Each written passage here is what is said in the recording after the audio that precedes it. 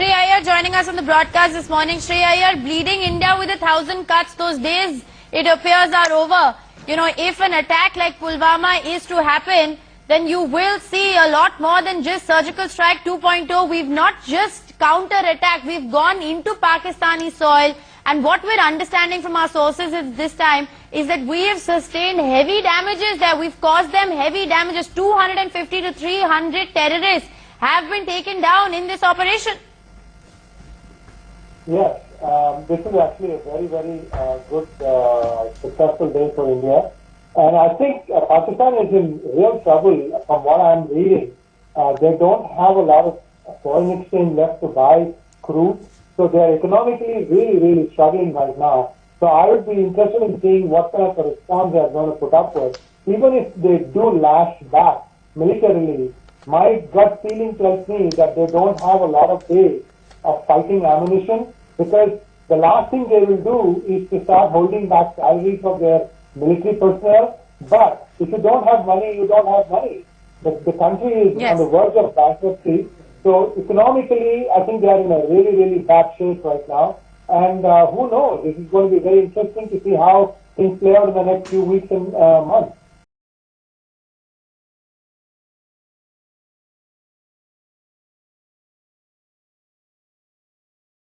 That we've managed, to cause to the other side. Let me quickly get in a word from Shri Iyer on this. I know you want to come in as well. The fact that laser-guided bombs have been used, a dozen of our aircrafts dropping 1,000 kgs of these bombs. It's like we're saying, this is not some. This is a very carefully strategized attack. It's been thought through. It's been researched, and it's been carried out with a great degree of preparation and precision, Shri Iyer. And they carefully planned it, and laser-guided bombs will not go wrong, especially if the target is static. Now, if you have something like a battery of tanks that can be moved around, then maybe there is some scope for trying to escape this thing, but this one, they really locked them in. Rishika, I just want to bring out one other interesting fact that I'm looking at the Pakistani rupee. You know, it was at 100 to a US dollar up until like end of 2018, and suddenly it is now fallen close to 40%. It is now 140 rupees to a US dollar. Essentially, that means you can get 2 Pakistani rupees for 1 Indian rupee, and we don't like Indian rupees. I'm going to have to interrupt you there, Prakash Javadekar.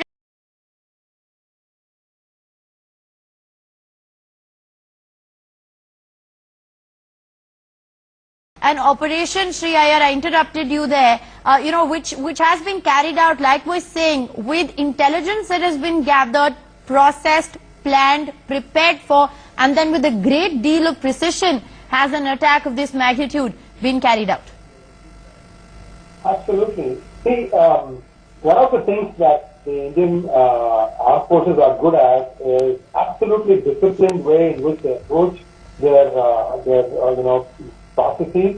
I have a few relatives of mine who are in the Indian Armed Forces, and I've always been struck by how well disciplined the Indian Army units are. And this kind of an operation requires a lot of self-planning and not a whip of, what's going to happen to anybody, because any leak could have helped them to, say, even just desert those shelters and run away. The fact of 300, up to 300, we don't know the exact number, to give or take, the 300 people have been killed is a body blow for this movement. I mean, what is, Azhar Masood, the JEM chief, going to do if he doesn't have any soldiers? He can shout from every mosque he wants. But if there are no foot soldiers, I mean, he's done for the cause.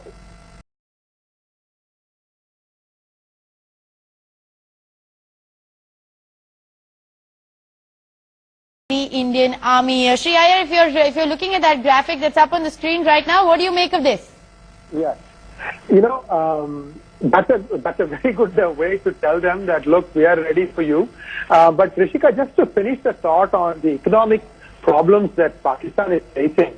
Now, if you remember, I don't know if you've seen this episode called Yes Minister and Yes Prime Minister. It was a hugely popular show in the 80s. And there is a guy who's a Russia expert who's explaining to the British Prime Minister that the communist countries usually use what is called as salami tactics. A small piece of land acquisition at a time. So the person who is giving up doesn't feel the whole pain all at once, but little by little they lose. So in January of last year, I had written a piece whereby I had heard a lot of allegations from people in Gilgit-Baltistan, that is the disputed Indian territory that is being occupied by Pakistan.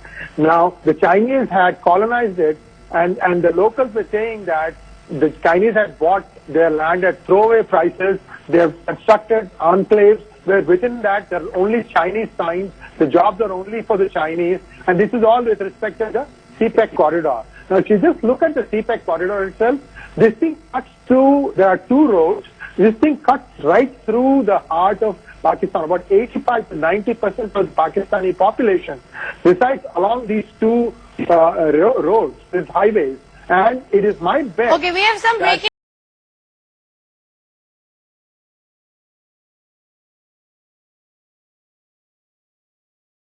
5 minutes from now. Shri Iyer, you wanted to come in on the information of the Pakistan F-16s that we've just broken. Go ahead. Yes, I was finishing up my thought on the CPEC corridor and the kind of economic casualty that it's inflicting on Pakistan. But more interestingly, I have a thought about the Prime Minister going to meet President Ramnath Kovind. Is it possible that he is going to request the President to repeal Articles 35A and 370, either both or one of those? I'm just, using loud here.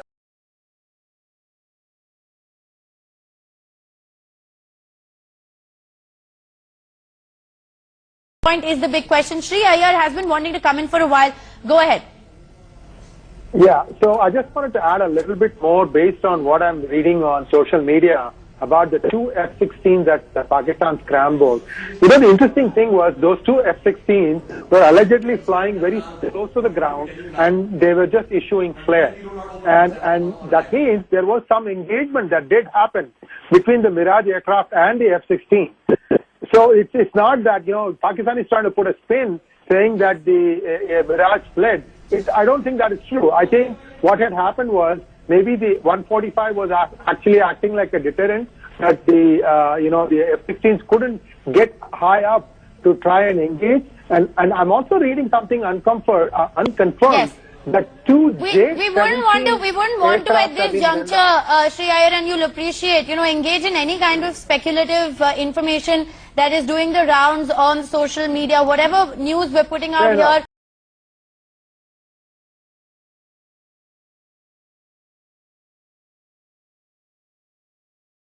There's lots of information, which is being put out, but now it is reasonable to put it out since the operation is well and truly over. Omar Abdullah put this out, which is civilian air tracking software, which monitors air tracking activity, which has been showing one plane which has been going up and down the Indian border on our side. And an easy juxtaposition, that is, Shri Iyer, that we had an AWACS in the air monitoring Pakistan air activity, and the information that we are getting that Pakistan scrambled F-16s, the airbase nearest, I'm presuming, would be Sargodha, Shri Iyer. That's where they would have tried to scramble the F-16s from. Yes, and I have a couple of data points. The encounters or the action happened at Balakot from 3:45 a.m. to 3:53 a.m. Muzaffarabad from 3:48 a.m. to 3:55 a.m. Chakoti from 3:58 a.m. to 4:04 a.m. Yeah. So each one is about 5-6 minutes. Okay.